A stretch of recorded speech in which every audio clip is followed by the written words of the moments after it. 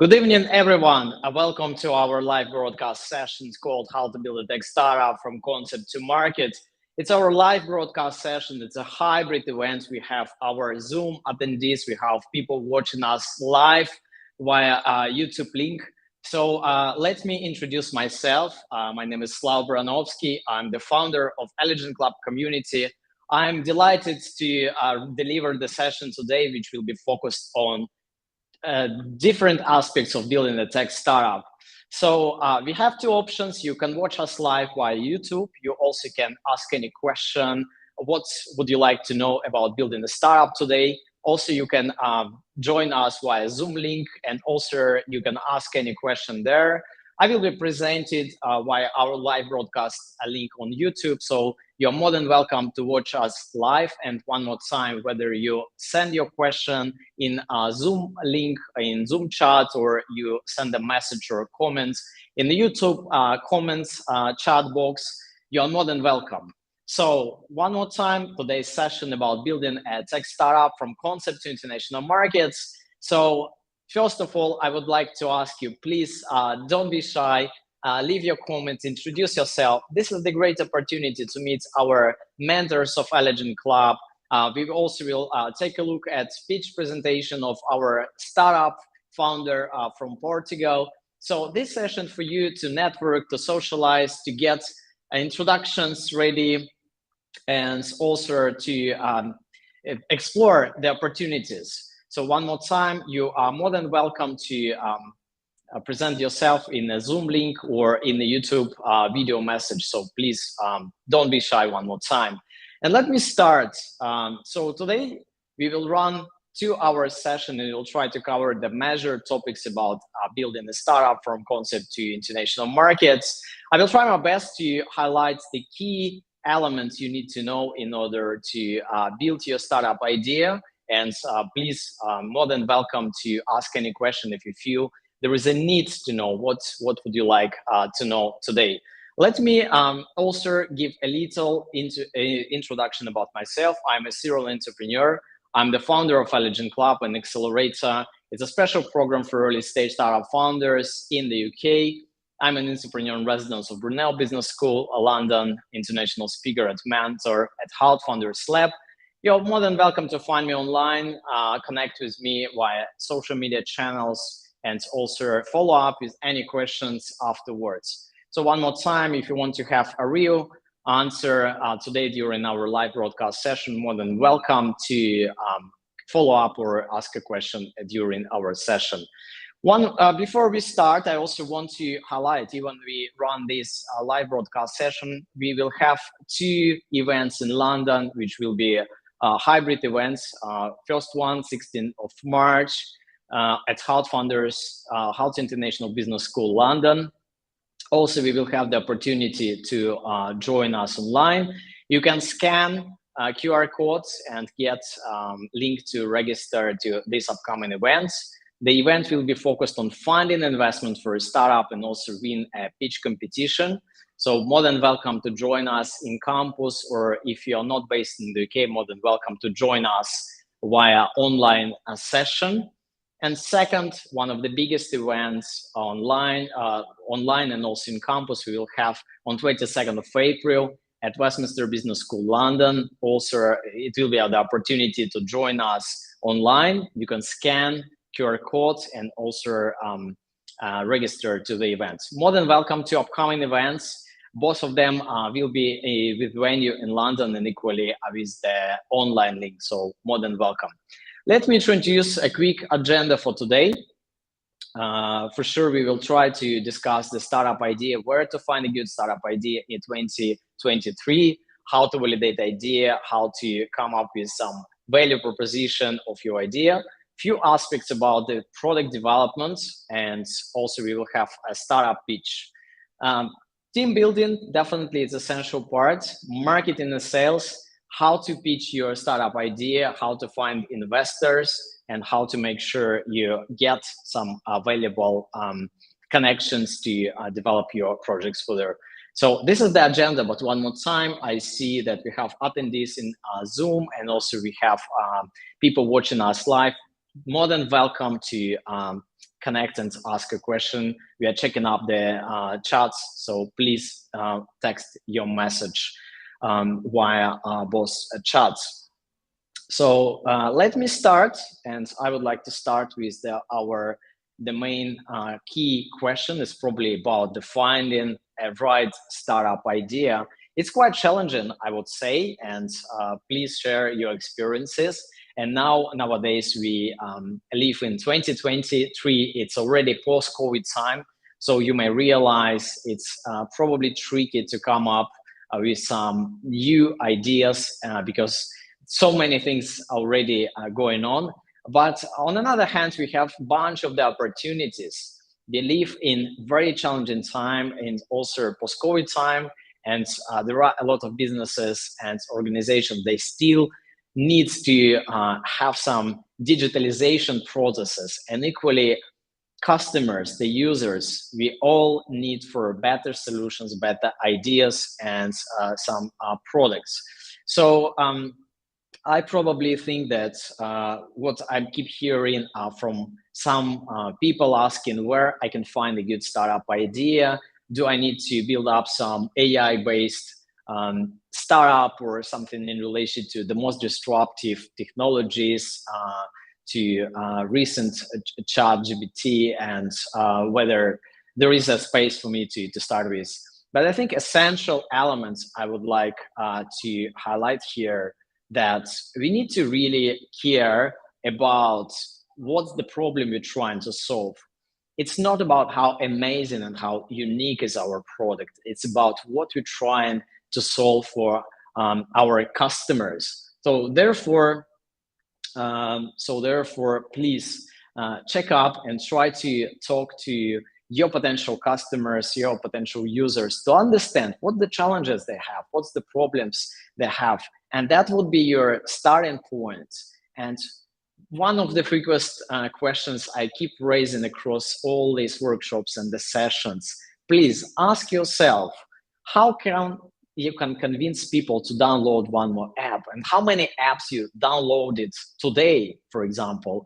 And you probably realize that not that many apps we download on a daily basis, because, well, we need somehow to be convinced. We need somehow to understand why we should do so. Yes, and definitely, it's not always we get convinced about that. So one more time, and even you build amazing product, we need somehow to reach the target customers. We need somehow to convince them that they need to download one more app, and what are the marketing activities, what the marketing facilities we will implement in our strategy. So that's kind of the question we need to ask. So the challenge goes beyond just the product development stage. It's also a question of marketing. And today I also will cover these elements. I just also highlighted the QR code because I have a question about upcoming events in our Zoom chats.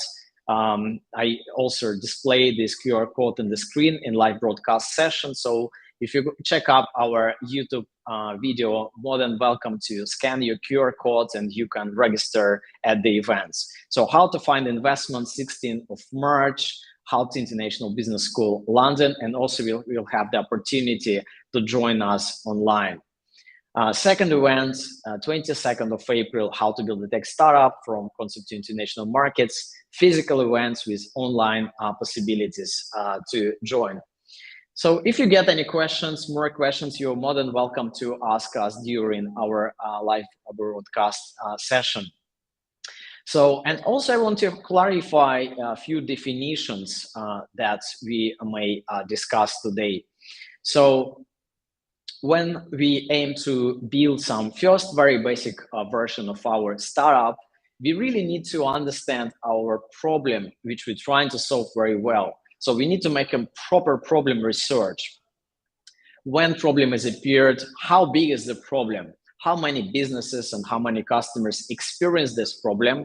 And also we need to understand what is the market landscape? How many competitors do we have? So please, we need to make a market research before actually building a real product. So before making any effort, spending money and time on your R&D, please make sure you understand, first of all, problem you're trying to solve, and second, you understand the market, how your customers using your product or may use your product, what's the profile of them, what's the occupation, what's the background, how frequent they willing to use your product. So make a market research, and also you can make a market research about your competitors, the competitors landscape. And you probably may be scared saying, look, there are tough competition in the market, and probably it can stop you thinking about coming to the market and developing your own product. But actually, I may say, having a product of your competitors, it's very good sign. That means there is a demand, there is a need on the market for your potential product. So if there are competitors doing this product already and presenting this product on the market, that means there is a demand and somebody probably paying for similar products. And therefore, you can analyze and you can understand, okay, how the competition landscape look like. You can build up that competitors map positioning. This is just like an example of competitors landscape for task management tools. As you see, you can make some kind of understanding where do you stay across your competition, and you need to understand your own niche. So definitely, it's probably not stopped, it's not fixed, and definitely the competition landscape moving forward. As you see, I just showcased that competitors may move across the competitors landscape. Therefore, what is essential to understand is how competitors moving on across the competition and what they bring to the table, what's the actually developed during right now time, what they will do in this 6-12 months of the time. So please be sure it's not about what your competitors do at the moment, but also what they aim to do in the future. So that would be very essential elements of your market research. And when you did this market research, what we need to do, then we need to come up with the idea of prototype development. And therefore, when we build up the prototype, we can pitch and we can present our idea. Definitely, even you aim to build a prototype, try to build it as simple as possible, as basic as possible, but it should have some unique selling point or some uniqueness of your product. So let me show a few things.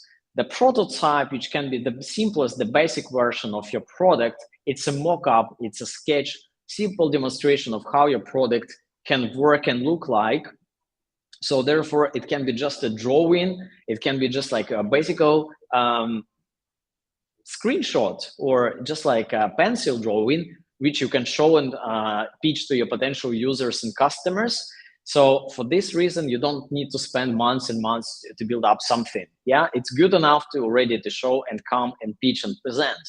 Second, if you get some positive feedback, definitely you can go to the MVP stage and build up the minimal viable product, which is the simplest working prototype, which provides main core functionality with the evidence of the USP.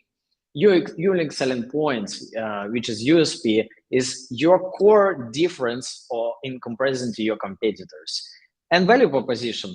Definitely, we need to know core value our product and service provides to customers. So we need to understand what make our product different in terms of the competitors' landscape. So let me move on a bit. And you may say, well, I'm struggling to understand what is my USP.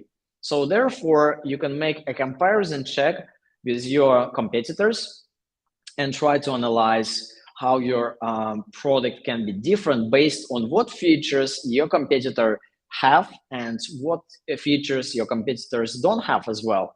So therefore, you can build up that comparison table saying, look, this is what we actually can add on in addition to our competitors. So therefore, even this basic simple table comparison may give you a hint, may give you the idea how to be different, and it can be very good starting point. So And it can be the combination of points which can make your product different. But don't forget, your competitors don't stop, and they always do something new. So please make research and try to understand the trends they going forward, what they aim to do in the future. That would be very essential part. So, and how your prototype development may look like. From sketch idea, you can switch to the wireframe, which is a logical representation of your product, of a mock-up or any tech solution you aim to build. And then you build a visual mock-up, trying to visualize and make it more comprehensive and more visible as possible. But one more time, please don't spend much time on R&D or building something before talking to your potential users and customers. So therefore, you may ask, Slava, but I don't have any tech background, so how I should make it work? So what should I do?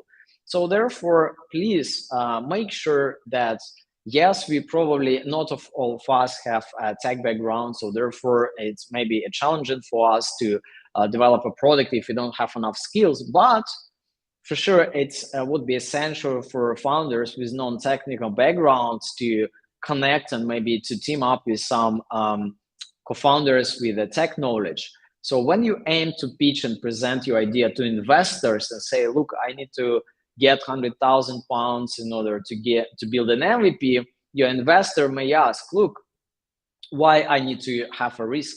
Why you put this risk on my shoulders? Why would you rather do not find someone with that skills and that expertise to get that knowledge? So please understand the kind of the specific of investors. They interested to invest into projects, most likely into projects where they can see some track record, they see some progress over the time, and maybe some MVP at least to be developed. So the first advice I can give you in order to make your startup real is to team up with someone with tech background. And most of our attendees, I know that you studied in the university, so probably you're still a student in some university places. So therefore, my biggest advice to you, try to team up with people across campus, or maybe go to networking events and try to socialize as well, and see where you may find some like-minded person to team up. And let me go into some details also. If you say, look, I just at a stage of understanding or exploring, I need to understand how I can visualize my mock-up and something like this.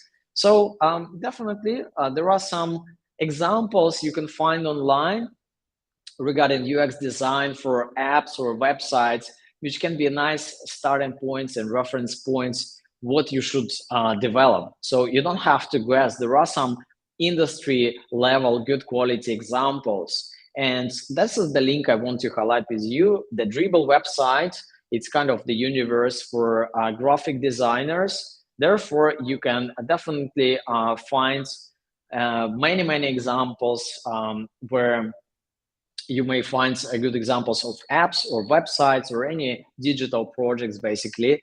And please, more than welcome to explore and try to understand what is the kind of the good design and what is a good mock-up. So you can use it as a reference for your prototyping, and use someone's reference just like to explore what you aim to build and how it may look like.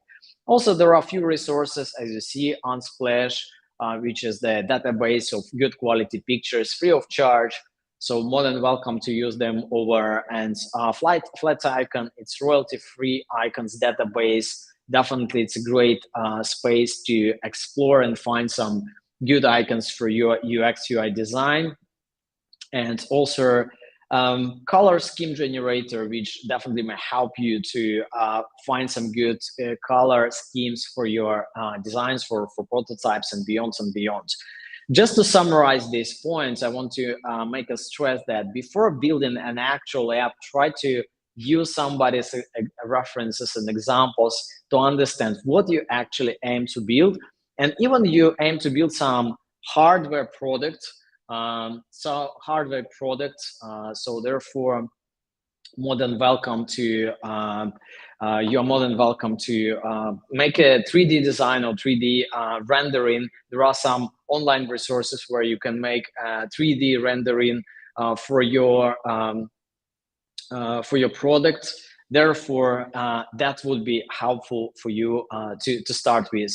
And also, I reference a few graphic designs, software applications which you can use for your mockup design and for your XUI design. The good thing about these softwares is that they actually have some samples of UX UI elements which you can use for your design. So you don't have to, again, start from scratch. You can use some existing materials and the resources, as I mentioned before. Please check them over, and it may give you some direction to go. So one more time, if you get a question, we hear all these comments. So please, more than welcome to comments, and more than welcome to discuss questions and discuss any concerns you have.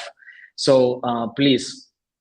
I also got the question from Zoom attendees. So yes, now I'm trying my best to also showcase the slides for you, and especially for Zoom attendees, there are QR codes for events we aim to run on 16th of March about funding investment and also pitching a startup, and equally on 22nd of April, you're more than welcome to join our upcoming events about building a tech startup and see physical events and person. So yes, and let me move on. And what I would like to also highlight here, that for sure it's obviously important to find good startup founder. And I know most of you probably have some challenges finding a good person. So let me just give you some sort of kind of direction for it. Yeah, and please ask a question if you have any questions about product development or prototype development. You are more than welcome, and you are free to ask the question. So first of all, if you're looking for a co-founder, I would really emphasize you to ask a question: what kind of co-founder you looking for? What co-founder do you need? Yeah, it's essential question you need to ask before actually trying to find someone, before going into exploring opportunities, events, and meetups, and therefore try to understand. And what we explored already, so you need to find someone who can complement, who can add some essential skill set, essential expertise to your missed knowledge gap. So if you have solid backgrounds in tech, definitely please find someone who is strong in business, or maybe marketing, or maybe sales, or maybe strategy. If you don't have a tech skills, definitely you need someone with a tech knowledge, tech experience to contribute to your kind of the missed knowledge. And definitely it's not only one thing. Definitely you also are looking for someone who will be able to make real actions and take responsibility for decisions. You're not looking for contractors, you're not looking for employers, you're looking for partners where you can work together, partners which can take responsibility and help you out to make your journey successful and also enjoyable. So let me click to this slide and also give you a little direction about where to find a co-founder. So there are multiple opportunities you may have where to find a co-founder. Yeah, so for sure you can use and explore opportunities in your personal network or professional network. You also probably engage with customers, clients in your previous working backgrounds, or even your existing customers or potential customers of your startup idea. They may like your startup, and they may be interested to join your startup. So definitely your professional network, and one of the best places to meet a co-founder, or one of the best places to meet some potential partners is definitely university walls, accelerator programs, some startup communities where you can socialize, you can engage, you can network, and beyond and beyond. So luckily, for those who engage with our Eligent Club activities, you know that we are very friendly, we open for everybody, and we're trying to connect people across the globe, not only those who are based in the UK, but also equally across European Union countries, but also in other countries. So even you realize that probably you don't have much connections, you're looking for some people, but you cannot find someone across your existing network, you are more than welcome to join our events, join our activities, and you may find some reliable people, because that's our purpose, to connect people, to help them to develop and scale up the businesses. Definitely, there is another option. You can make a research. You can try to find some top leaders in the industry, some people you think are leaders, they are most knowledgeable people in that particular niche. You can make research online, you can make research in LinkedIn, on some relevant websites, and beyond and beyond. And then if you're honest, if you can approach the person, and for sure probably asking to join your startup would be a bit too ambitious, but on another hand, you can initially ask for advice. You can connect and say, look, I'm just an early stage startup founder, I'm looking for support, I'm looking for an advice, can you give me some little support, little advice on that? And I believe you will get that back if you really polite, if you are very kind, and you're trying to approach someone in a very nice way. I don't see the reason why people would tell you no. So please try your best, try to find those leaders you feel may help you out and may help you to get a bit better knowledge about the products you're trying to build, and beyond and beyond. So LinkedIn would work, also online research, and definitely online events and communities and accelerator programs. So basically, yes, try to explore your network as much as possible. Your conversion rate is not going to be very high. Definitely, everybody is busy. People doing some own things, and they have some other commitments. So it takes time to develop some potential opportunity. And definitely, it's not something you build immediately. So, but at the stage of the beginning, you can start exploring your network. You can start talking to people about your idea, and who knows, maybe they may get back to you in a few months' time, or sometimes it's a question of a year, and they may ask, like, look, how your project is doing, are you still developing this idea? And therefore it may happen not immediately, but one more time.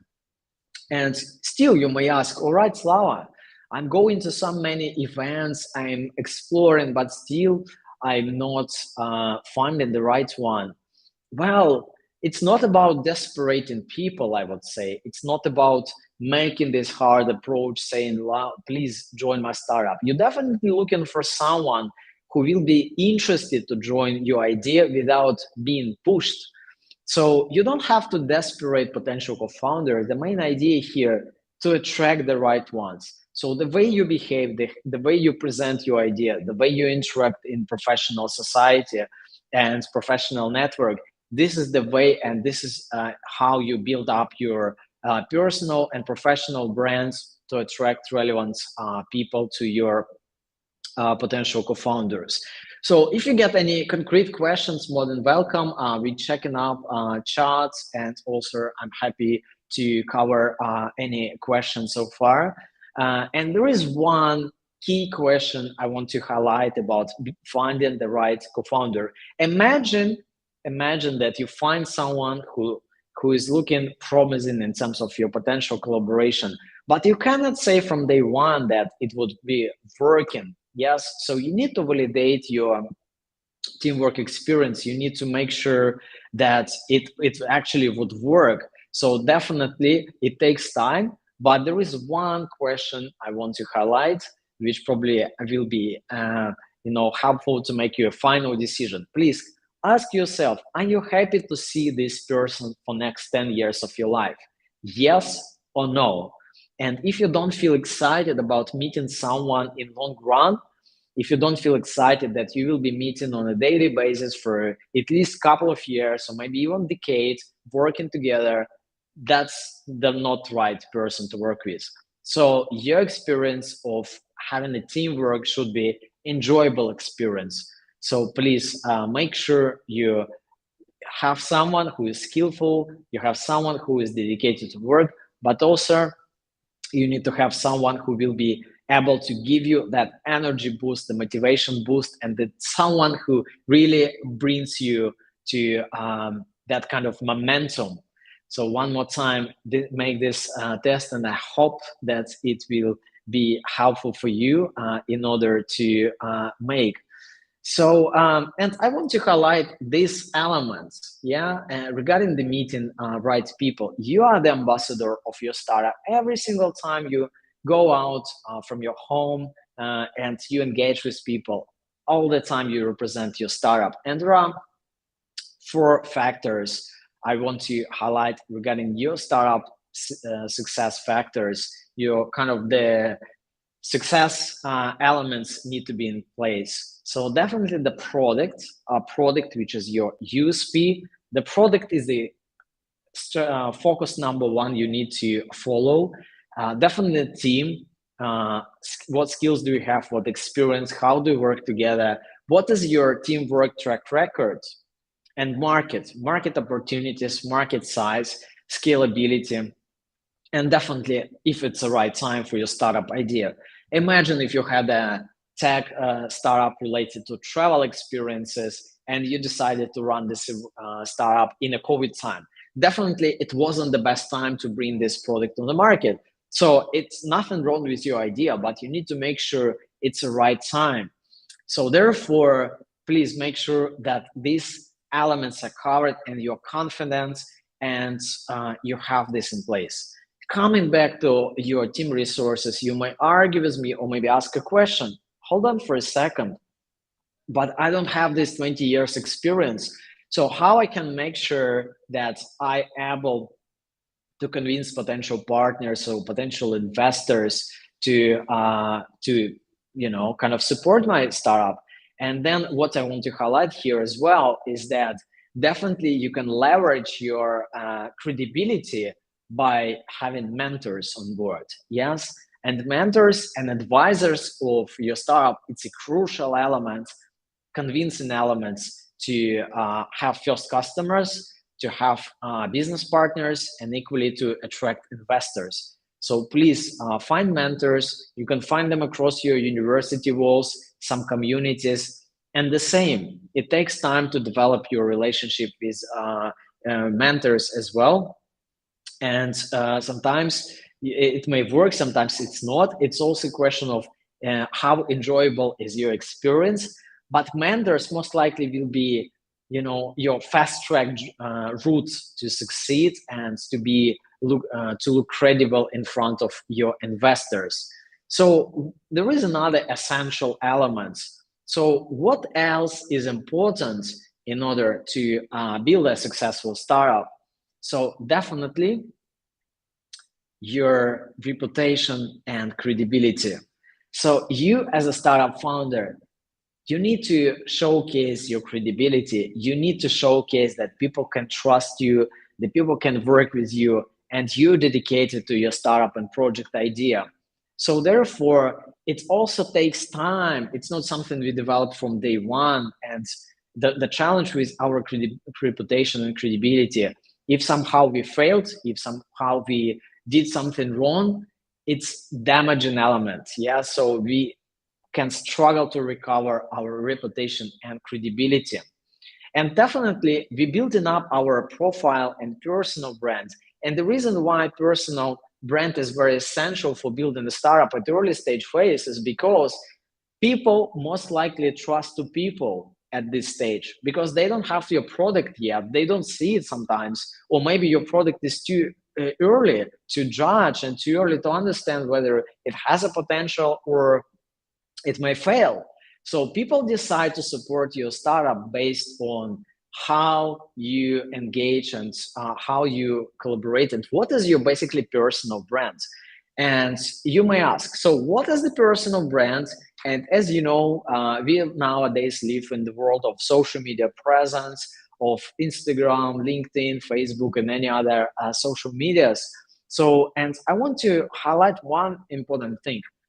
Personal brand is not just a nice pictures we post online, and it's not just an image we're trying to build up. I have some sort of definition of personal brand for startup founder I want to highlight here. So from my personal opinion, it's a value and experience you bring to others based on your expertise and professional track record. So one more time, it's not just like visual representation of who you are, what you do, but it's a real value and experience which you can bring to others based on the expertise and track record, and make sure that people find it valuable and useful. And it's challenging as well. So sometimes we may realize, well, it's not that much we can bring, but it's a question of time, definitely.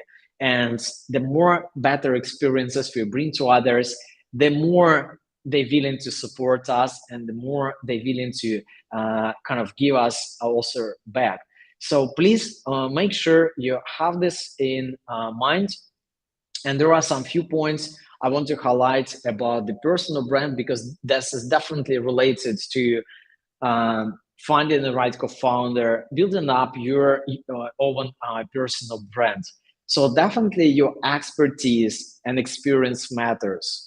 Also your network and reputation, your commitment. How do you work? How do you commit to activities? Even you study, teachers who are potentially can be your customers, or teachers potentially can be your mentors. They judge you based on your academic track records, and they judge you based on how do you work, how do you engage with teachers. So please bear in mind that the connections you make, it's valuable anytime. Even you talk to someone in the coffee shop, it still matters. Another important element I want to highlight here is energy and motivation. Especially, it's extremely essential element. It's extremely essential element during pitch presentations. Do you express your energy and motivation? Do you express that ability to perform as a leader of your company, as a leader of your startup? And if you showcase the lack of energy, lack of motivation, it again, the main one major question investors and probably customers, your first customers ask, is it the right person to deliver this product and service for us? Is it the right person to invest money into this project? Is it the right person to deliver and to make this happen? Yes. So your product can be amazing, but we also need to make sure that your energy and motivation is there. And communication and engagement. One more time, if you engage with customers, if you engage with investors, it's up to us to commit and engage and make an action and take the initiative and try to be the leaders of this communication flow. So nobody is gonna chase us, nobody is gonna push us forward. It's up to us to decide and make it happen. So therefore, please, one more time, make a dedication to this and make sure you express this energy and commitment. If you struggle to understand, if you're energetic enough, you can ask for reflections of your friends and colleagues. How do they see it? Do they see you an energetic person? Do they see the dedication and your motivation to drive this? But this is something you can develop over the time. That's why we need mentors who can help us to leverage these skill set abilities, and also to showcase this motivation. So don't worry if you have something from some challenges with expressing and delivering this message as a startup founder. That's something you can develop over the time, and this is something you can definitely bring with experience. So if you don't know what to do, please follow up with me or maybe some of our community members, and definitely you will get some advice how to make it happen. So And a few words about developing the personal brand, because I think at the early stage it's a crucial element. So how to make it happen? And definitely we need to build a consistent roadmap, what we actually need to develop. And there are a few elements. So definitely to build a professional and personal brand, we need to focus on educational and professional training. This is ongoing experience. It's not something we can make once and forget about this forever. It's ongoing day-to-day activities we need to run. We also need to expand our network on every basis. So when I started to act as an entrepreneur and also wanted to explore the startup scene of London startup ecosystem, I visited more than 100 events a year, 100 networking events a year across London, just to understand what kind of events going on, what kind of people I can meet, how I can be useful, how I can build that leverage. And luckily now we have own Eligent Lab community of very nice people helping and supporting each other, and you can be part of it for sure. No commitment, free, everyone is welcome, whether you're based in the UK or any country. Yes, so your professional and social media channels, definitely. Even you pitching your project, so your investors can make a professional check. They can make a check of your social media channels. They can check up the consistency of your personal brand presence. If what you deliver and what you aim to express is actually what they see across your social media channels. So please, one more time, try to check up your social media channels and see and try to expand your network. And it definitely takes time. And also what you can improve, few things, definitely your presenting skills and your confidence. It's question of time. When I presented my first startup pitch, I had to train about 100 times to repeat exactly the same message. Also a clear definition what you do to others. If you're coming back to your startup value proposition, we need to be able to explain what our idea does in basically 10-15 seconds. We don't have more time to present and make the first impression. So please try to practice, try to be able to deliver your message for a very short time frame, and clear objective for your professional development. If you want to develop a startup and you know that you have lack of marketing skills or sales skills, you probably need to go to some workshops, some seminars, maybe to make a professional training. So please take time and definitely try your best to dedicate and make sure that you making it work. Yes, and CV feedback and testimonials is definitely, you can improve, you can write a CV, you can ask advice, you can ask for testimonials, and beyond and beyond. And also we have comments from Sophie in Zoom that if anyone here with tech capabilities and looking for new co-founding opportunities, please find in LinkedIn Sophie Firant. She posted message in chat, so please more than welcome to connect with Sophie via our Zoom message. You can follow up. As you see, if there is anybody with tech background here today with us, please connect with Sophie. Or if you have your own needs, feel free to post message in chat. We will bring this to live broadcast channel, or you may see this message in Zoom. So one more time, if you get any questions or you have some concerns, anything you want to understand better, so please, please, please make a message or make a post in YouTube channel, or definitely in Zoom. So I want to definitely move to another session. What is the hardest thing in building a startup? And definitely there is a hard element of that. Probably you already have the hint. And definitely the hardest thing for building a startup is the sales process. And this is the challenges. And one more time, to make a first sale ever for your startup, you don't have actually to have a product. You can pitch your idea, you can pitch your startup at idea stage, and you can get potential customers. So sales is something you can start doing at idea stage. And the more potential users or more potential customers you get at idea stage, this is the most promising hint for you to go for it and to try to build your product for it. So definitely. And what I want to highlight, that technology is a tool to solve problem, but it's not a tool to make business. So we need to have a very clear understanding. Even you use the technology knowledge to build up some product, it's not going to run a business for you instead of your activities. So it's need to put pressure on sales. It's need to pitch and present your product and service for potential users and customers. It's not something product does for itself at the early stage of the beginning of your journey.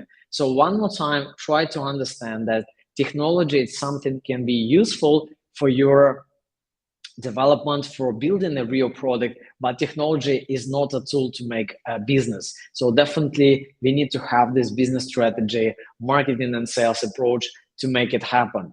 So yes, and to understand where do we start first, this is the typical question I also trying to highlight across our workshops, that you need to define yourself where you aim to start with. Are you aiming to build a product in B2B sector, or it's a product for B2C?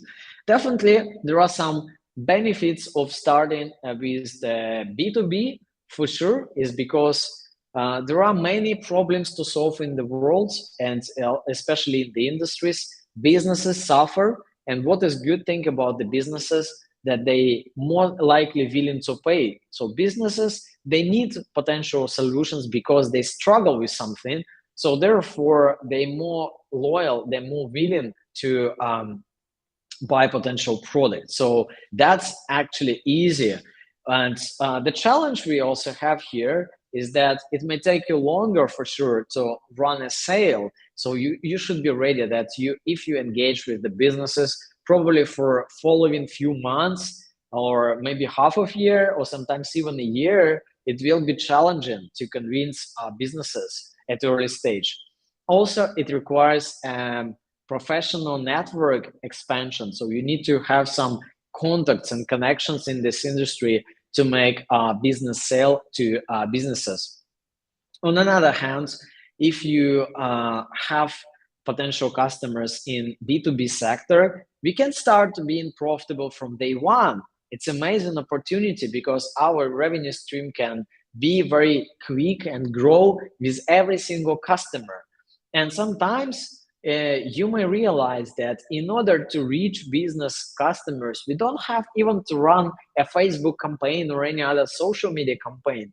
You probably need just to go to one professional conference or some exhibition in relation to the industry you're trying to reach. So for example, if your product's for hospitality sector, you probably may go to hospitality conference or exhibition or seminar or professional training to meet these people from this industry. And any other sector, if it's a transport or media, beyond and beyond. So you can go to real people, you can talk to them, and definitely that would be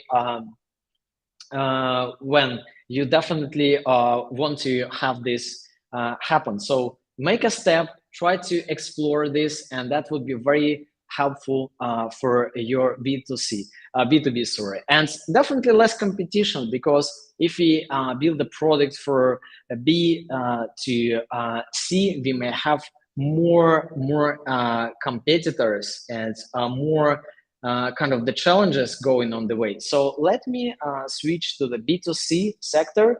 So definitely B2C sector is also attractive because we may have a short sales process. If you build up a product for for your early adopters, for your potential users, you can show the app on your mobile device and you convince someone in 1 minute whether they like idea, if they like product, and you may get customer very quickly.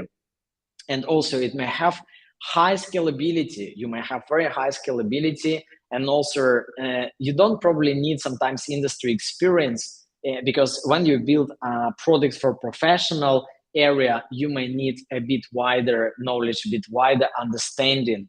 So definitely, you may have higher marketing expenses, and it may be harder to define the business model. And the reason why it's harder to define business model is because people and users are not always willing to pay for your product and service. So a lot of B2C customers, they're willing to have free products to use, and you need somehow to come up with the monetization idea. For example, Instagram, they use monetization as a paid adverts, and therefore customers, they don't need to pay. But even Instagram, they planning to implement some subscription plan for verification, for some support ideas. So probably as a Twitter, they may come up with some idea of end user B2C subscription plan to have better customer service and better facilities. So therefore, yes, it's possible to build up the freemium model.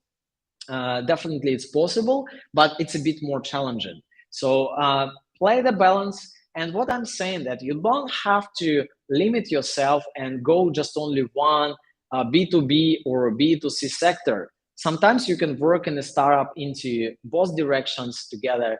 You can get customers in B2B. You also can launch the product for B2C sector. So therefore, there is no problem with that. And you need to clearly just understand how to make your product and service usable for both categories.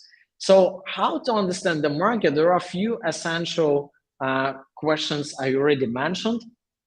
But if you aim to build up the products for B2B or B2C, definitely it's a question of which relevant platforms your customers may use. If you talk about the relevant platforms, you may say, well, if your customers, they use smartphones or desktops, they're more willing to use your product most likely on the move, or maybe when they have a proper workplace, work desk, and they have more chill time to engage with your product or service. What specific of target audience? Again, this is for professional needs, or your product or service for entertainment, or for some joyful experience. And competitors, definitely we need to understand the market very well and make sure that the market size is big enough. So definitely it's also the question how to make it work is to understand the customers and specific of the thing. So how to create a marketing strategy? So definitely it's also a question how to start, and maybe if you don't have solid experience, and definitely it's a question of time, but we can start building our marketing strategy from personal brands and also engagement with our professional network. So you can use your personal brand and your professional network to facilitate your marketing activities for your startup. So that can be the starting point, and definitely start from yourself. Yeah, so we need to understand how we can engage with our potential users and customers, how we can build up that kind of the storytelling approach.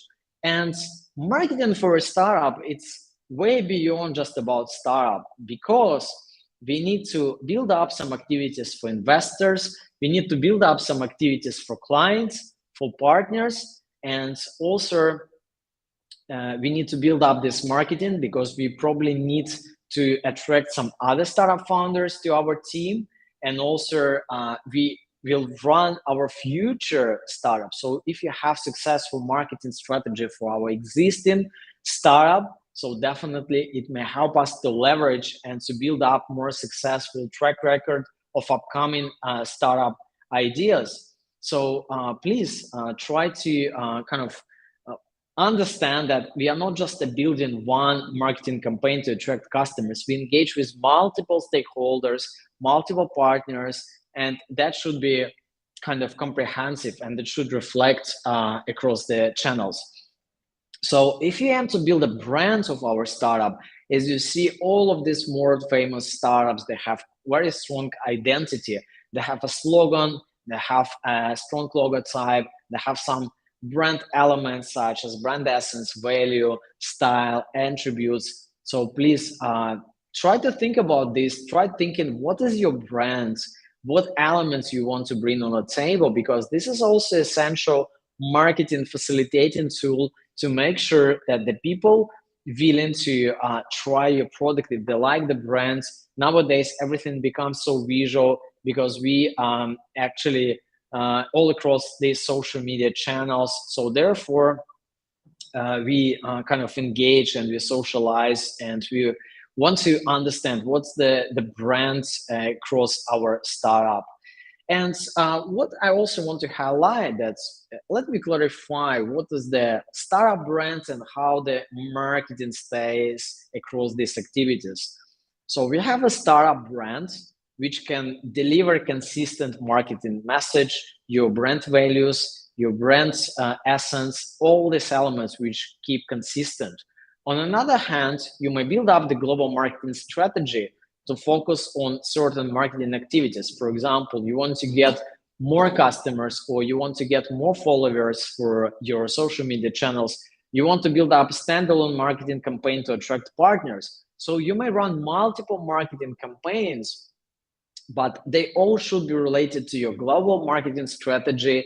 So they shouldn't contradict to each other, and they should somehow be aligned to consistent marketing message. Yeah, and all this consistent marketing message somehow should be aligned to your startup brands. So, but you can run multiple marketing campaigns, and also you can make updates there and beyond and beyond.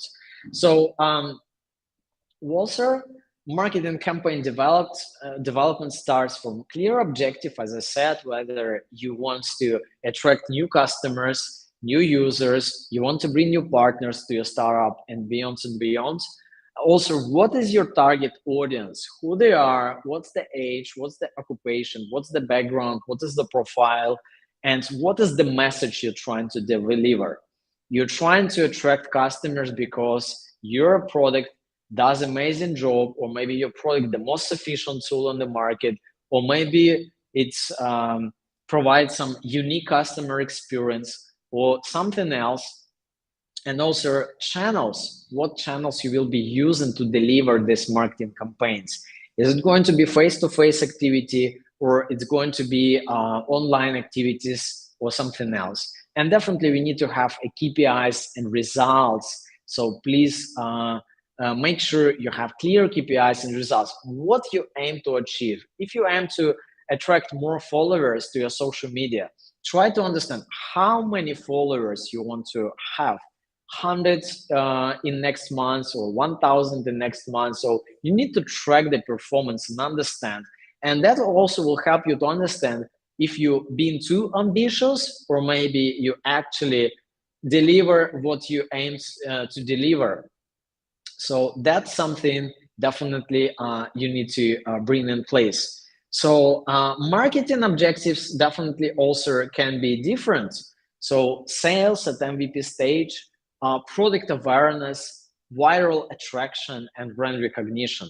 So definitely, if you're looking for early stage, early adopters, some people who may try and use your product, definitely you aim to attract potential users and customers. This is the goal. So please make sure that you're not focusing much on brand recognition at the early stage, because you want to get clear evidence that people will try to build and use your product. So hopefully this message is coming across, and you may kind of ask any question as well. So one more time, please, if you have a question, more than welcome to ask. If anything you want to know about the marketing or strategy and something like this. So how to start marketing campaign with zero budget? Definitely, it's also very concerning question for many startup founders who probably don't have enough financial resources to have this happen. So that's a question we probably should ask. Yeah, and I think the main points I want to highlight here, that you need to come up with own storytelling approach. You need to come up with own story to build up. So please make sure you have this story telling approach, and it takes time to develop, definitely. And there are a few highlights I want to have here in relation to your building up campaign for your startup.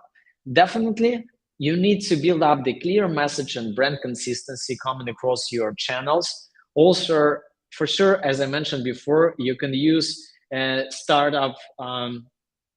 You can use a startup as a by using a personal brand, and also you can make partnerships. Partnerships is a great opportunity. It's a great opportunity to basically to make partnerships and to leverage your recognition of startup. And also partners can help you to bring your first customers, first users.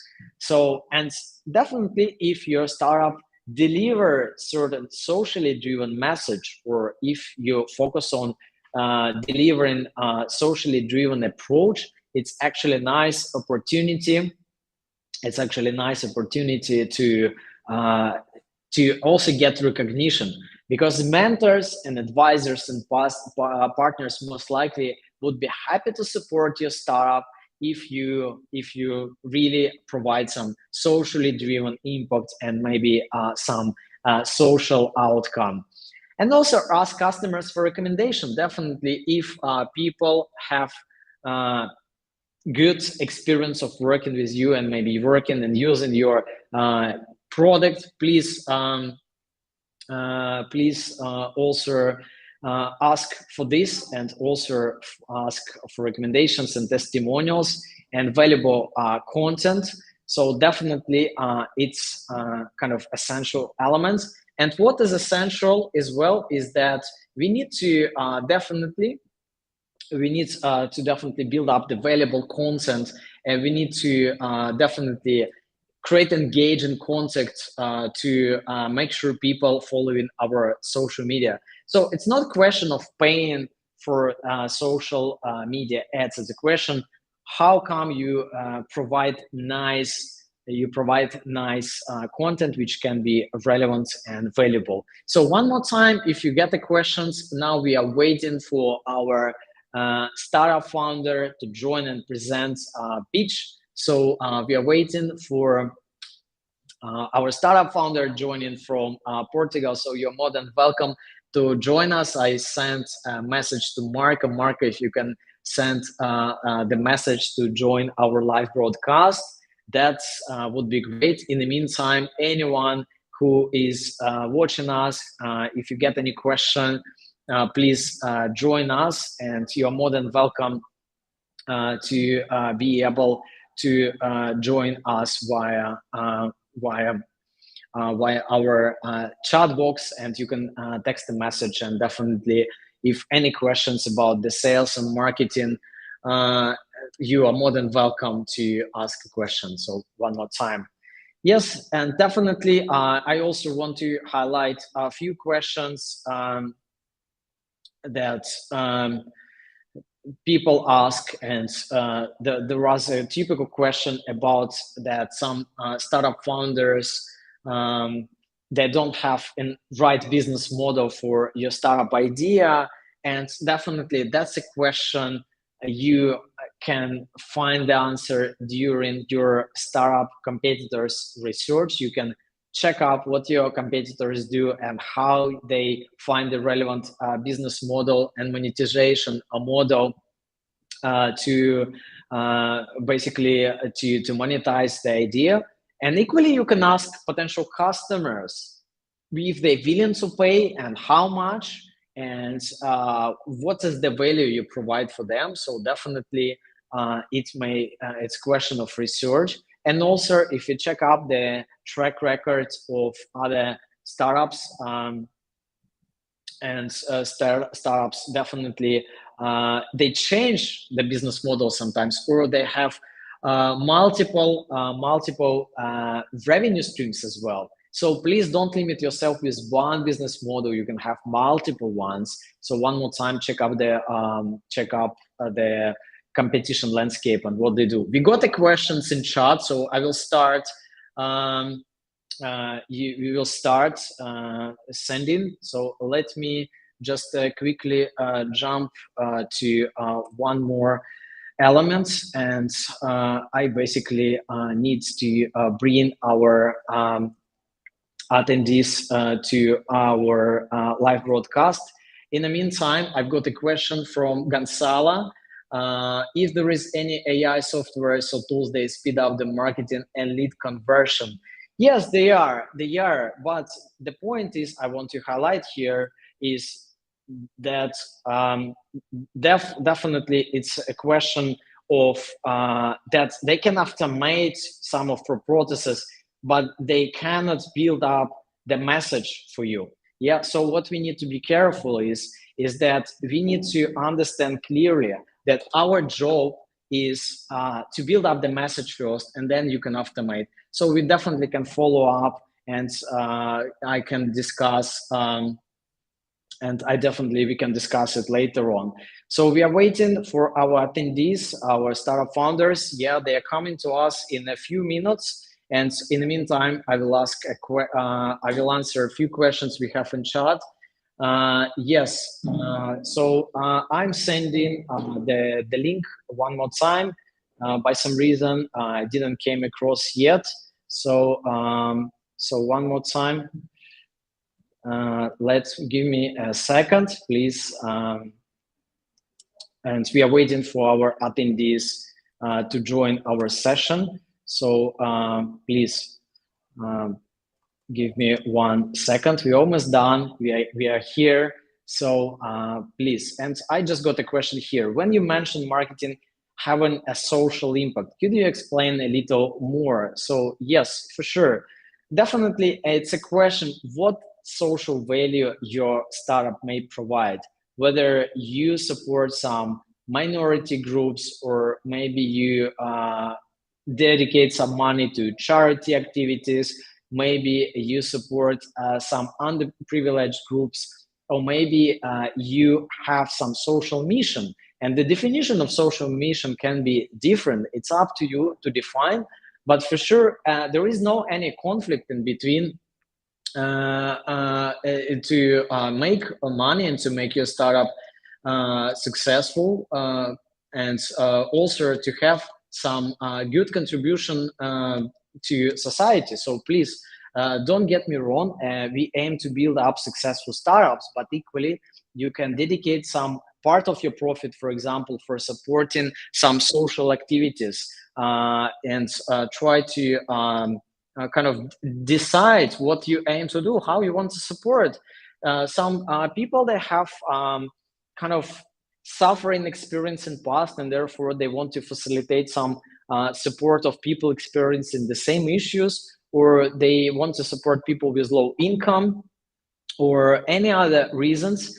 But what for sure it's important to mention, that definitely that your social impact should be real. So it's not just about the message, it's about real outcome and the real support. Please.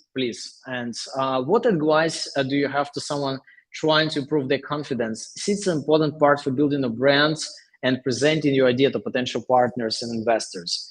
Look, I'm the winner of a startup pitch competition at Westminster Business School in 2016. And to be honest with you, it was one of my first, basically very early stage of my start. And it was challenging for me to basically understand how I can make it work. So definitely it was challenging for me. But what I did was question of practice. So probably my neighbors weren't happy because I spent around 3 days continuing repetition of my pitch presentation in front of myself, and basically tried to leverage my confidence. Definitely a session with mentors may help you out, but also recording yourself on the video and checking up how you engage, how you interact with in front of camera may help you to build up that level of confidence. So please practice. It's a question of practice.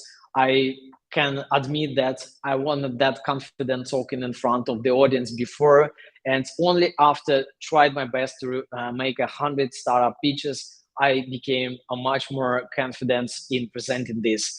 And finally, again, in the meantime, more than welcome to ask questions in chat. I will try my best to cover them all. And we have our guests, Mark and Ricarda. Ricarda, good evening. Thank you very much for joining us. I know that you're Hello, waiting Slava. in someone in Zoom.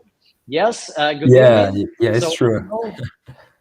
I know that you're presenting today a startup. So the purpose of today's pitch presentation is basically to know about your startup project. And I know it was challenging time for you 1 year back, and you developed your idea further. And I'm very pleased. I'm extremely pleased to see you today, and also extremely pleased to see your pitch presentation.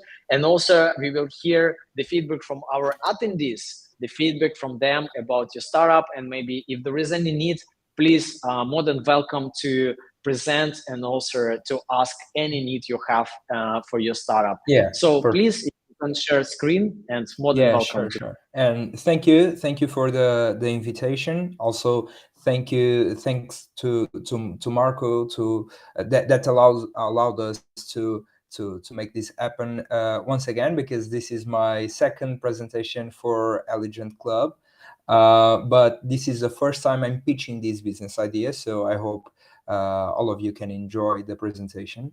So please let me know when you can see the presentation. I think you should be able to see it now, right? Present. We don't see it yet. Let me see. Just give a sec. All right. Yes, we see it.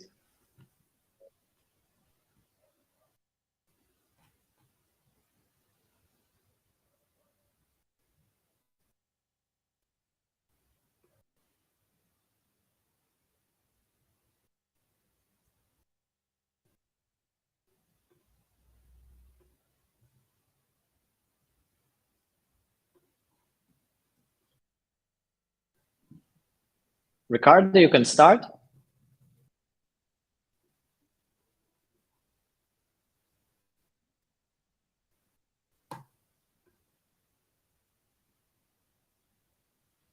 Yes, we are waiting for Ricardo's start pitch. Please join us.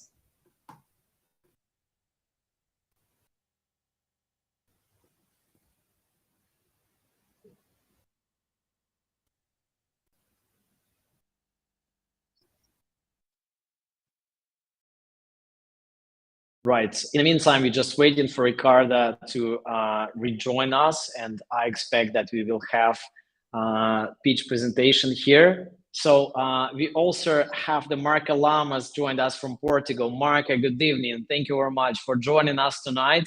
I know that you joined us in Zoom, but now we live. During our live broadcast session here. So please, if you can introduce yourself, give us a few words about what you're running, and also maybe you can give few advice for those entrepreneurs regarding building up the confidence, and also how to find right people, how to get out of the comfort zone, and also get confidence in presenting and pitching idea. And Ricardo, we will back to you shortly. So Marca, please. Hello, everyone, and hello, Slavan. Thank you so much. It's a pleasure being here with you during this event. And yes, well, I'm a guest on some of your events, and it's always a pleasure. Uh, well, what I've been doing during my, I don't know, last 20 years is working on entrepreneurship, working on helping others to create their own startups, their own business, and that's what I really love and enjoy to do.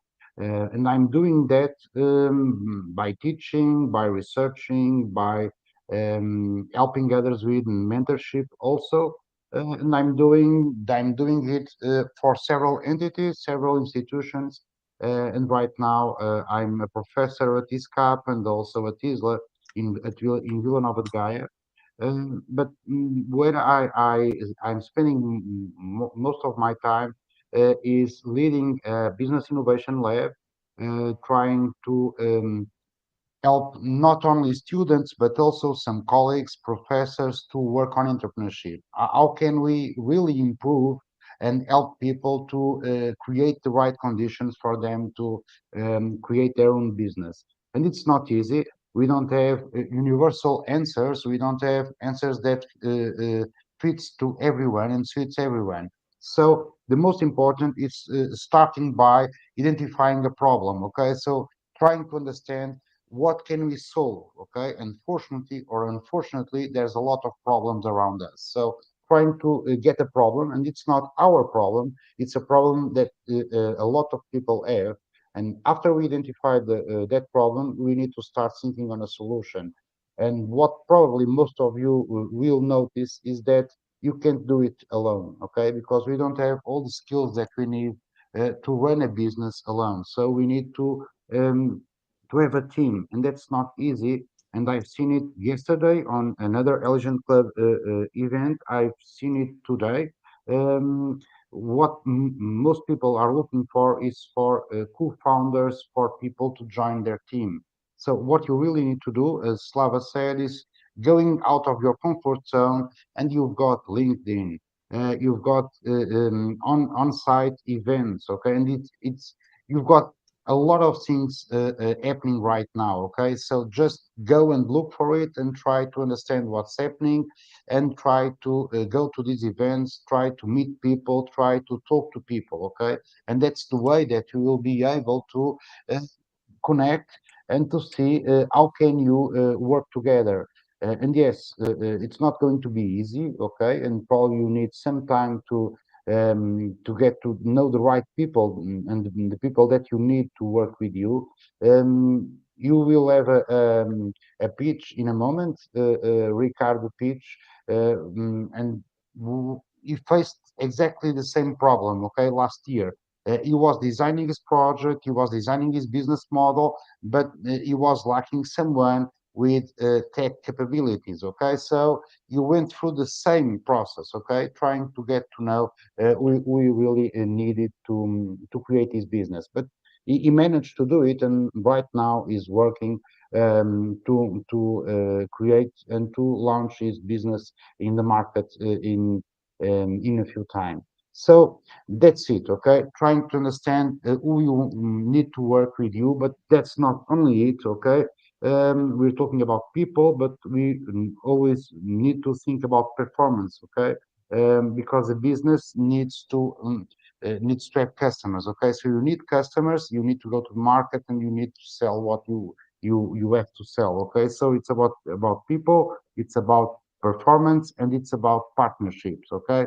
You also need not only a team inside the business, but you need others to work with you. Okay, so it's not a short process. Okay, it's a long process, and for me, it's an ongoing process. Okay, it's never over, and you need to work on it on a daily basis. Okay, and it's mainly Slava. Thank you very much, Marka. And I think we have now Ricardo to pitch and present. Marka, welcome back. And Marka, please stay with us because we will hear the feedback, and hopefully you will give us also some directions to improve and maybe advice to Ricardo as well. Marka, please stay with us. Ricardo, your turn. So please, thank you. I apologize for the technical problems that we had before, but hopefully this time everything will go smoothly and fine. So let me thank you again for your invitation. I'm here to present you my business idea, which is Warm Driver. So I'll start by sharing my screen. All right, again, just a second. All right. So let me tell you the story behind Warm Driver. So about 8 months ago, I was having lunch at my grandma's. Somehow grandmas always have the best cooking skills, right? So everything was great, and I was having a great day. But something happened that turned that great day around and turned into a not that pleasant day. So when I was about to leave my grandma's house for work, I noticed a car outside that was blocking mine. So I did what everyone would do in that situation. I honked. So I used the car horn a few times, but no one showed. I had no choice. I had to call the police, and a car towing service my issue. But that took me over 1 hour to solve my entire issue. And guys, I'm a creative guy. My academic background is on creativity, and I know that sometimes problems are just hidden opportunities. That problem led to my idea. So this idea would help me solving this kind of under 15 seconds, only by using a technology that everyone is familiarized with nowadays, a QR code. And how does it work? So once you become our client, you receive a device that you can stick and attach to your car's windshield, for example. And is happening with your vehicle when you are away from it. Anyone walking by can easily send you an instant notification in just under 15 seconds. They don't have any kind of app, they don't need to create any account, and they don't need to pay. Just notify you scanning your personal QR code. And you immediately receive the notification on your phone. But rest assured that no personal data is shared. The sender issues an alert to our server. We'll then send the notification to you. So there's no direct communication, and therefore no shared information, no personal data is shared between both users. And extra protection over our personal assets is never enough, right? So you can do so with less than 10 euros a year, so less than €1 a month. We have all these kind of plans that they all include email notifications, but you can also choose to receive texts or calls thanks to our partners at Invisible Cloud. So you still can get your notifications even when you don't have internet connection. And this is only possible thanks to my co-founder. So let me introduce you to João. I often call him Super Nerd. So this Super Nerd is behind our product development, but sure, we still need a graphic designer though. But anyway, this solution that we developed together allows you not only to solve bad parking problems, but all kinds of problems related to your car when you are away from it.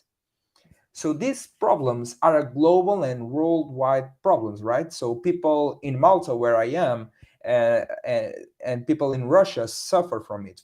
People in Portugal face these problems too, right? So we have a scaling up strategy to reach our potential markets.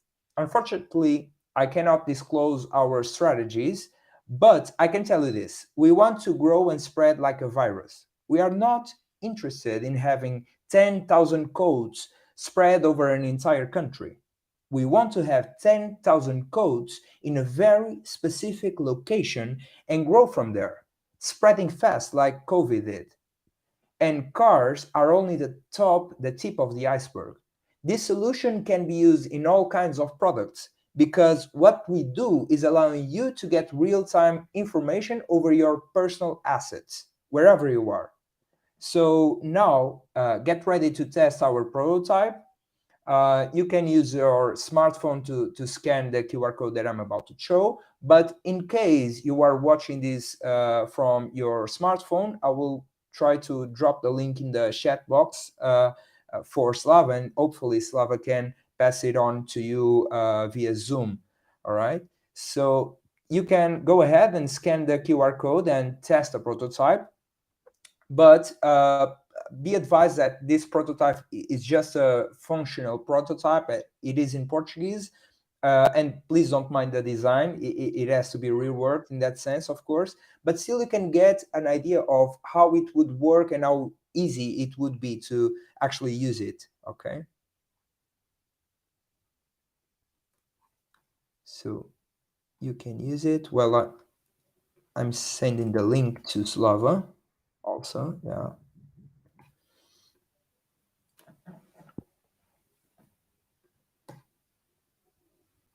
All right.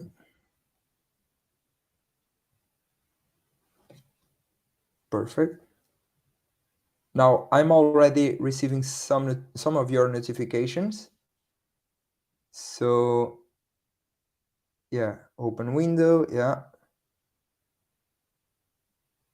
So this is how easy it is to use it. Um, And yeah, thank you for your attention. Thank you for your time. I hope you enjoyed the business idea and you enjoyed the presentation. And I'll be happy to hear your feedback. And please ask any questions you'd like. And I hope to see you very soon when we get to the market. Thank you.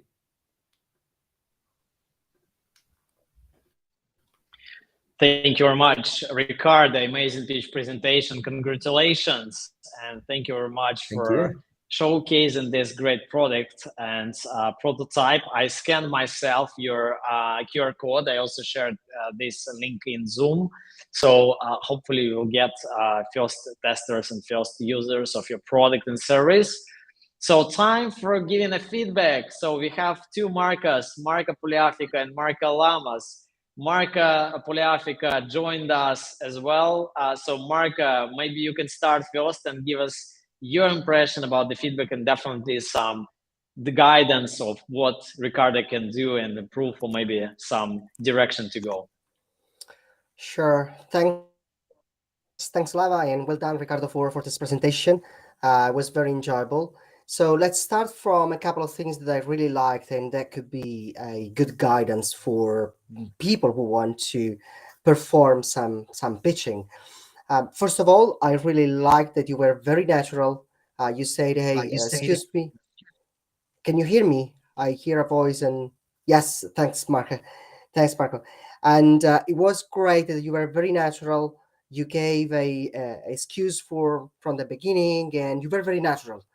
You didn't create any void. One of the problems that we have as entrepreneurs when we pitch is that we arrive on the stage. I say, okay, just a moment. I'm waiting for.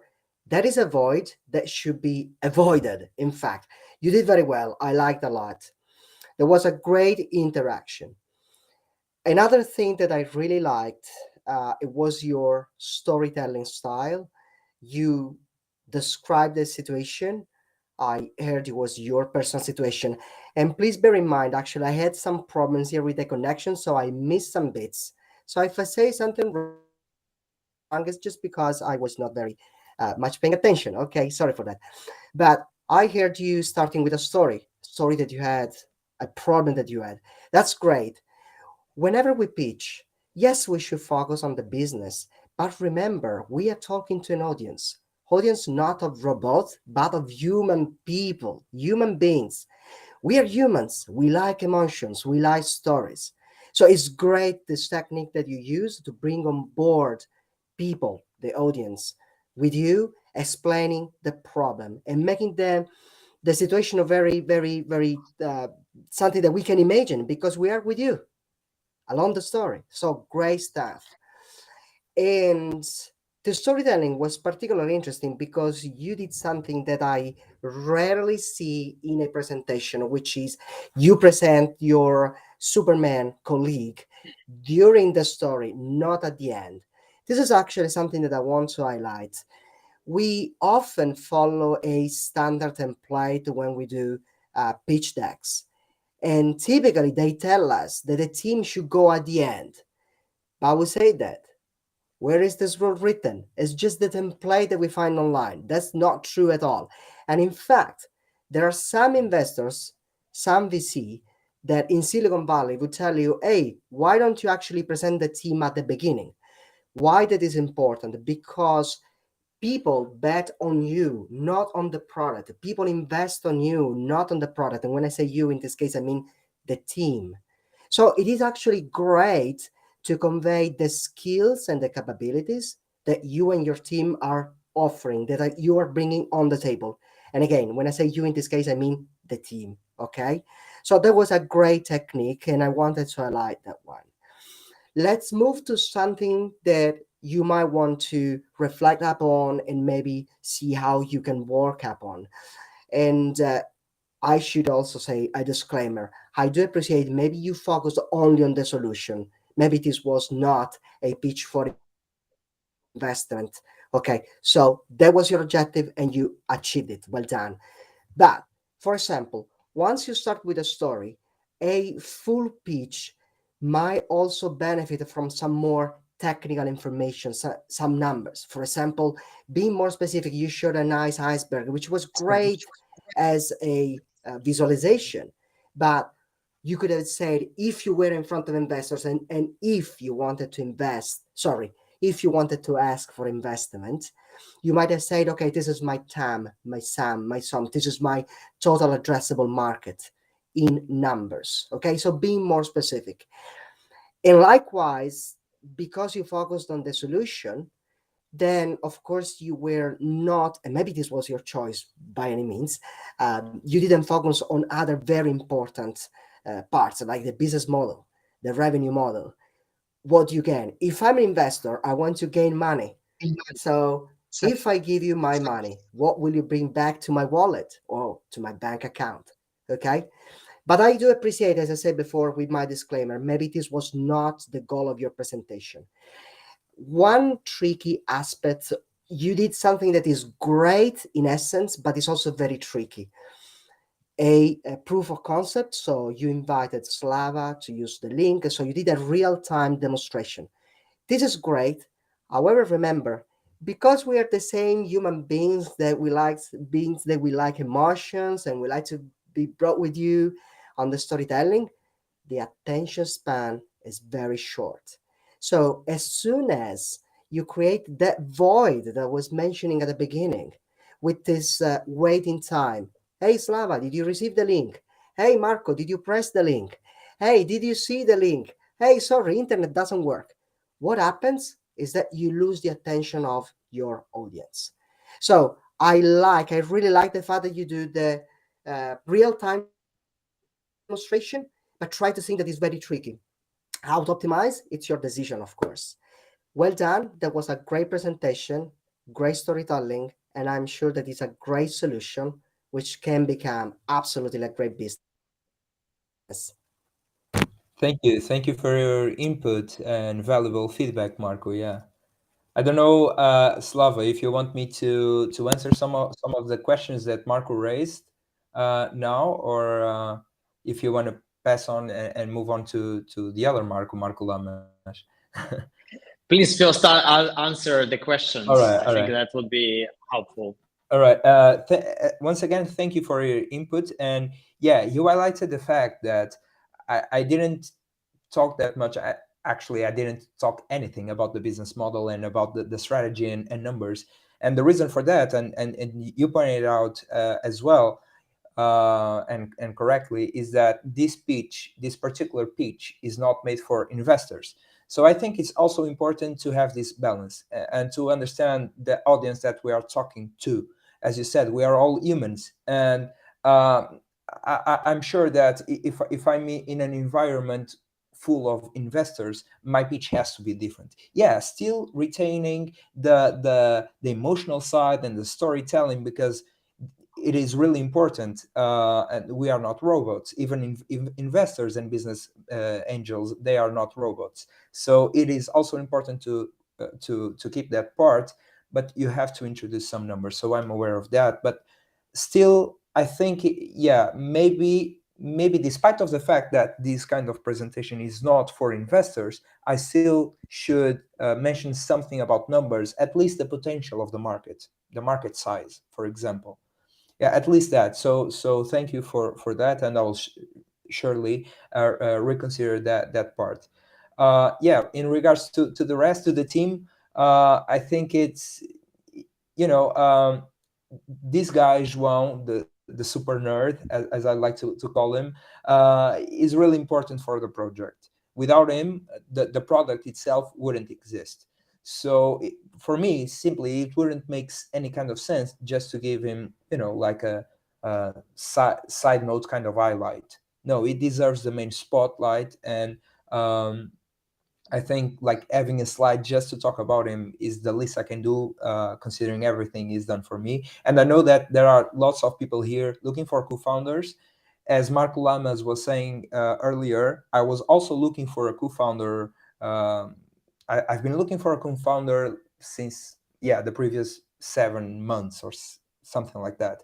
I finally found my co-founder recently, but yeah, I know that it may seem like impossible to find someone, but it isn't. And once you find the right person, you will see that you have everything that you need to really start and scale up your project. So once again, Marco, thank you for your feedback. Thank you very much, Ricardo. We got two questions in YouTube chat. So I guess the questions related to you. So the first one, how does the user can prove the problem is real if there is an option to send a picture to verify, like it happens on Bird electric scooter, where you have to send a picture to prove it's well parked? If you understand the question. Exactly. So I can talk a little bit about that. We are in fact developing a system, integrating a system that allows you to take a picture and send a picture. And this can be sent because you are receiving email notifications. So that option, for example, it doesn't work if it's a call, that you are receiving a call notification. And these are like recorded calls. You are not, in fact,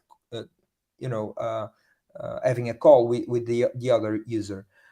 So in those situations, you can't prove, in fact. But when you are receiving an email notification, or not an SMS, but MMS, you can, in fact, receive a picture, and we are working on it. Yeah. Also, we are considering to integrate our product with WhatsApp. So basically, you can receive your notifications via WhatsApp, which would make it even easier to do so. Also, we have a strategy in mind that we are not implementing it yet because we haven't decided yet if we are going, to pursue that path. But we are probably we will come up with the gamification kind of system. So basically, yeah, for you to access the rewards of that gamification system, you would need your notifications to be verified. So that would make sense to have that kind of solution. So thank you, Gabriel, for your question. I hope I could somehow answer it correctly. Thank you, Ricardo. And we got a second question for you, please. So the question is, what are for you the main differences when pitching idea to investors or potential consumers? I think it's a question to Marco, but maybe Ricardo also, you have one own answer. How would you change your pitch if it's investors? As I said, we always have to consider our audience. So we have to prepare in advance. And we are not robots as well, so we cannot have the same the same kind of guideway and the same script. So we need to adjust in accordance to our audience. So I would say that if I were introducing and pitching for investors, I would say that you have to focus more on numbers. That's what they want to hear. What you or the general potential customers or the general audience wants to hear aren't numbers. It's like seeing and interacting with the product and seeing how that product can actually be used and can actually solve their own problems. So these are two kinds of audiences with two different expectations and needs, and you have to adjust your pitch in accordance to those audiences. Yeah. But Marco can definitely have some more things to go.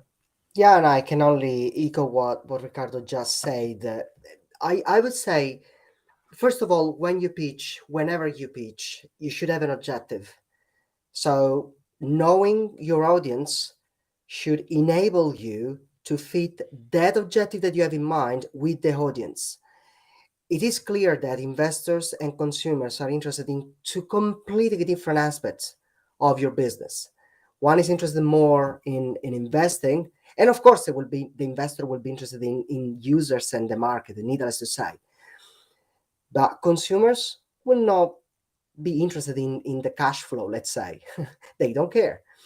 So this will inform you if you start thinking about what they want to hear, what is the aim, alongside what is your aim. Are you trying to uh, propose your solution for them to buy?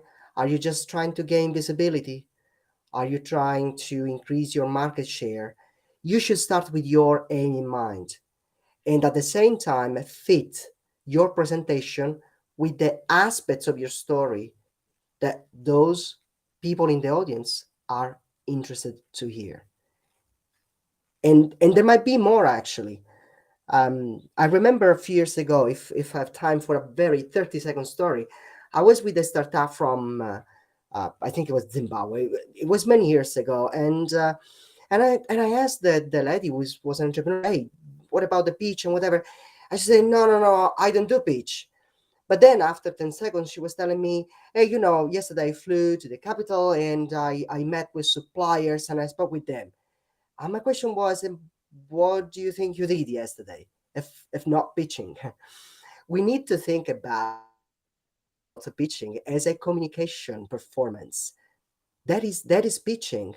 Hence, we need to adapt our communications.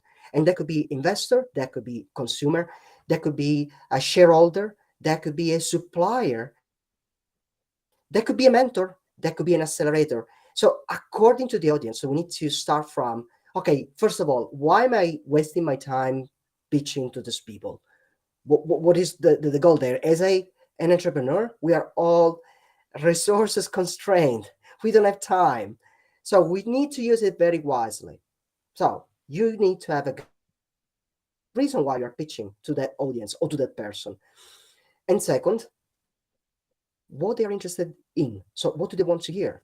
Consumer aspect of the products, they want you to demonstrate it, whatever. So I think fitting these two elements will enable you to find the specific aspects of your storytelling to put together and present to your audience. Hope that was of help. Okay, thanks for the question, Ines.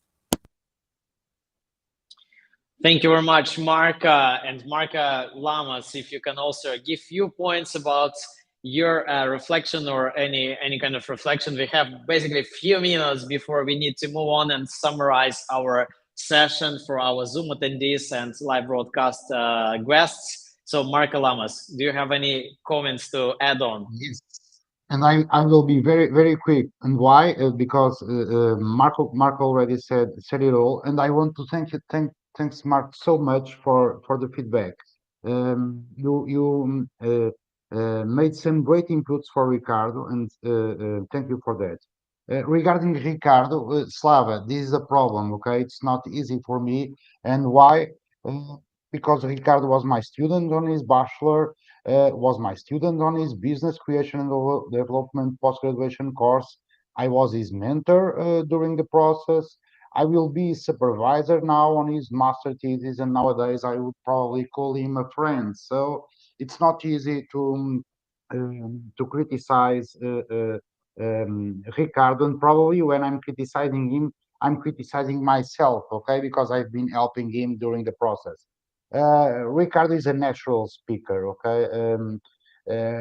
Okay, Ricardo. Now I'm only telling what I think on you. Okay, so please don't hear. If you want, just go away right now. Okay. Ricardo also won last year edition of Polyimprint. Polyimprint is one of the most renowned national idea competitions in Portugal. So once again, we are facing right now a great speaker, and he's really a natural speaker.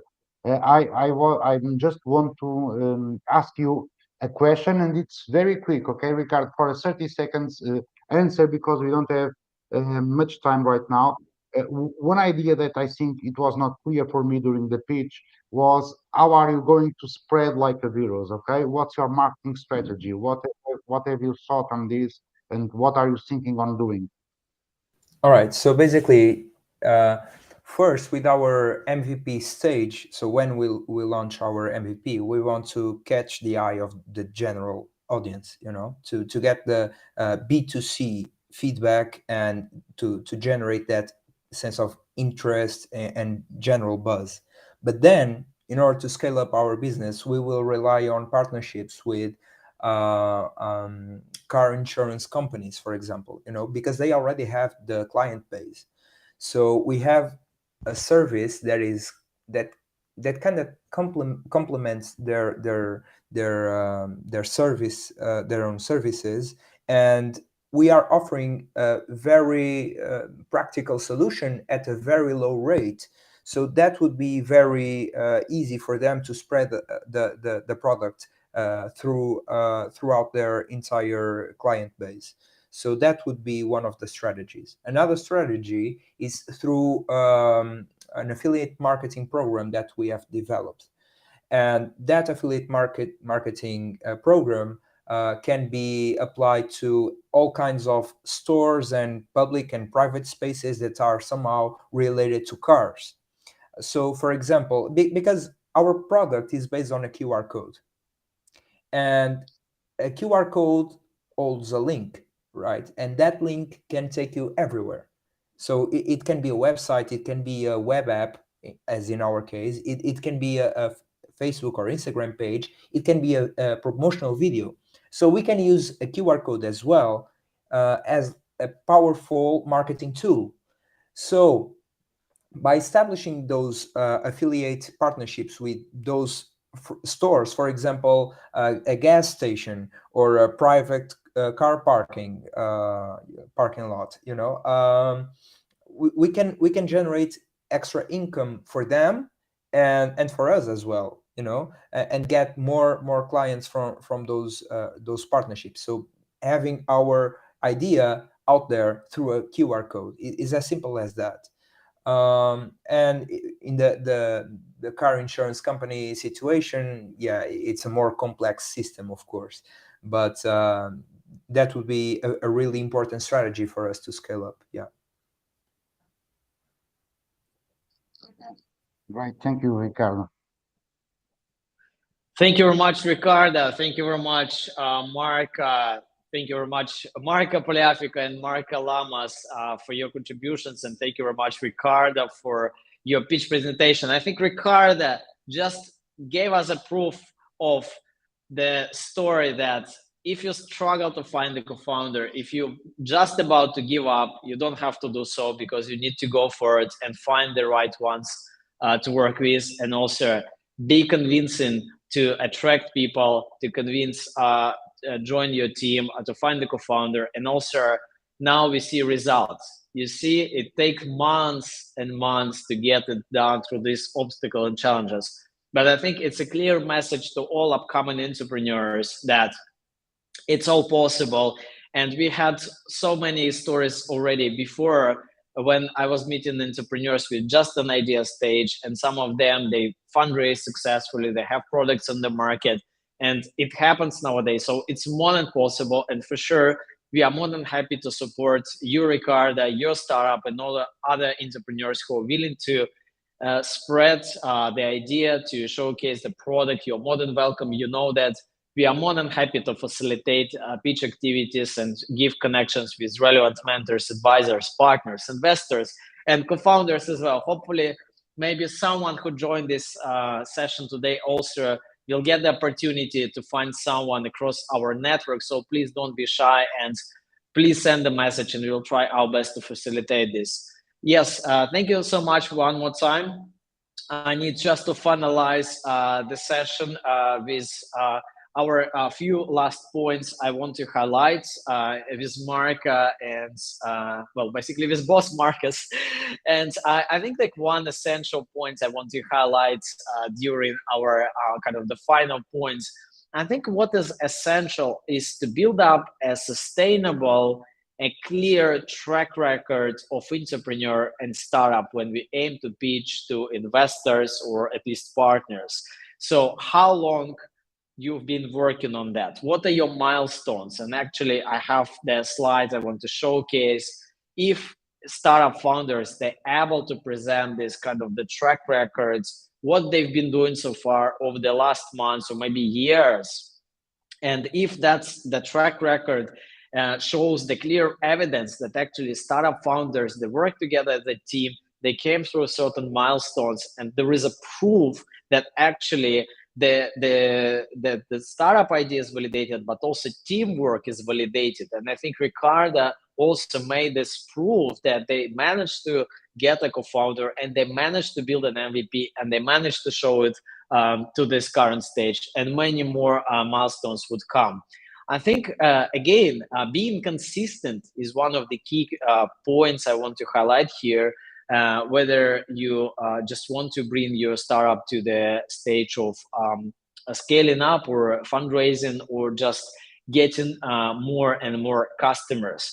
And I think, again, what we highlighted here, and one of the objectives of Eligent Club, and I think maybe my question and my kind of the ask to comment or maybe give an advice, that one of the objectives of our community is to support startups with social mission driven, with socially driven ideas, and also building the product for good reasons. Yes, we understand that startups should survive and they need to be successful, but also we want to make some good, impactful startups to grow and to succeed. And sometimes it's a bit challenging to understand, and we also had this question before, how to actually understand or how to bring the social impact element to my startup idea. Maybe you have some advice or maybe some example. Well, Marco Poliafico, maybe you can start, and Marco, you probably can finish these comments or kind of the contribution. Marco, please, if you can give any thoughts on that. Thanks, Slava. I'm aware of time. I'm conscious of time, and I don't want to steal further time from the other Marco Lamas. And I really, I don't have a lot of advice there, because I always think something that at the end of the day, there are mentors, there are stakeholders, investors, whatever. But to me, the most important question in life is, who decides your life? What impact you want to have in this planet before you go away? And there's no advice for this type of questions. It's something that we need to feel, at least in my opinion.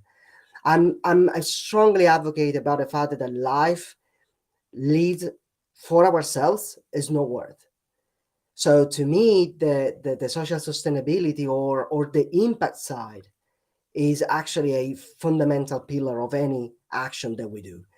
The very same fact that we are here to share the time with this community is because I hope we have this genuine commitment and wish to give back, to support, to create community. That in itself is an impact, small, but still an impact on the community. So I think, we have to lead by example, and I think we practice what we preach, and that is what we are trying to do even tonight. There is no other choice to me, but also there is not any specific advice. It's a choice that each of us can take. Thank you. Thank you very much, Marco. Spot on. It's not about building a startup with socially driven impact. It's about every single step we do in our personal and professional lives. I love this answer. Thank you so much that you did that during our live broadcast. So, Marco Lamas, you're in the trouble because it's very difficult to contribute, but maybe you have something to add on. Please. Well, that's it for sure. And Mark, I totally agree with you. But when we are talking about sustainability, when we are talking about a sustainable development, and that's the future that we want, I think that's not an option right now. Okay, I think it's mandatory. When someone is thinking on creating a startup, if he really wants to have a startup for a couple of years, you really need to think on what I'm going to give back. Okay, and it's not only about having customers and selling and making money, because you will only have money, you will only succeed if you are giving something back, okay? And I think nowadays customers are and clients are really, really paying attention to this, okay?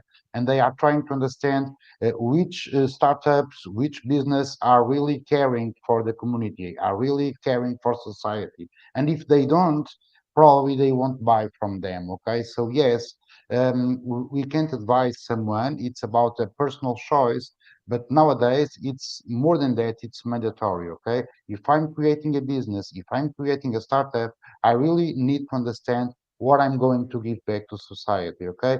And probably I won't give back on the first, second, third, 4 year, but I need to start thinking what I'm going to give back in 5 years, 10 years, 15 years, okay? And that's the impact that I'm going to cause in society and in a sustainable future, okay? So that's it. But that was not easy, Marco.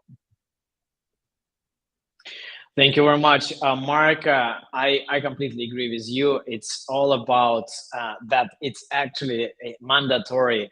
And I love the quote from Stephen Hess from Startup Leadership Program, SLP, in London. I'm being so lucky to be part of this cohort in London. And the quote says, the good entrepreneurs, they know when to take. The best ones, they know when to give back. And what we're trying to do here is to give back and support upcoming entrepreneurs and also facilitate all of these activities. And as Marka, you mentioned before, it doesn't matter. It's probably one little step forward to make it happen for support and also building up that contributing experience and support for other community members. So one more time, thank you so much. I know that how hard it is to find the time to make this commitment, staying with us for 2 hours Thursday evening, just to have a talk and discussions how we can support startup founders. And I believe some of our attendees know how many before we had sessions like this and how many more we will have in the future. So it was just like one little milestones with your support and experience. And it was extremely enjoyable for myself. So hopefully for our attendees as well. I need to finish and finalize our session. Thank you very much, Marca. Both Marcus from Portugal and from London for your amazing discussion and the contribution. So I need to finalize and basically just to close the session. So thank you very much, everyone who joined us tonight. I just want to highlight our basically upcoming events, and also hopefully some of you who joined us online will be able to join us in person in London. You're more than welcome to visit us on 16th of March at Halt International Business School, London. Plus, you will have opportunity to join us online and ask any questions in relation to finding investments and winning a pitch competition. So please, more than welcome. And also the biggest event of our Eligent Club season of events, how to build a tech startup from concept to international markets, face-to-face version finally for more than 250 attendees, London-based, and maybe some people will join us from other locations. Westminster Business School, London. Please scan your QR code, join us online, and the time is flying. I have to admit it was enjoyable, but we need to finish for today. Thank you so much, everyone, and looking forward to meeting you very shortly at our upcoming events in March and April. So I'm finishing, and I will leave just the QR codes for a few minutes. And thank you so much for joining us. Stay tuned. We will come back